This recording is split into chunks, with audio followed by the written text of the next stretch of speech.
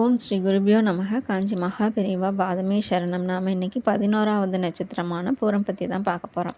ஸ்ரீஹரி தீர்த்தேஸ்வரர் கோவில். பூர நட்சத்திரத்தில் பிறந்தவங்க தங்கள் பிறந்த நட்சத்திர நாளில் அவசியம் தரிசிக்க வேண்டிய தலம் திருவரங்குளம் ஸ்ரீஹரி தீர்த்தேஸ்வரர் கோவில்.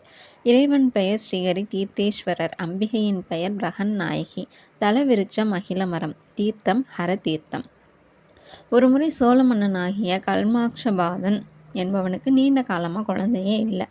சிறந்த சிவபக்தனான இவன் தனக்கு பின் சிவசேவை செய்ய ஆளில்லை என்பதனால ரொம்ப வருத்தப்படுறாரு.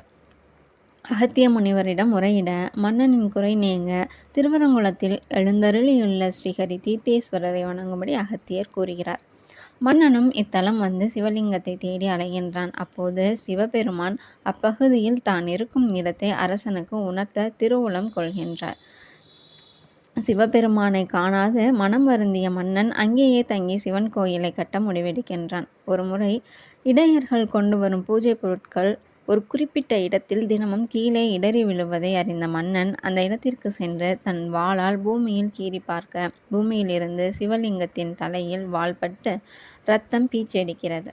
இதனை கண்டு பயந்த மன்னன் மாபெரும் தவறு செய்து விட்டேன் என புலம்பி தன் உயிரை மாய்த்து கொள்ள முயல்கின்றான்.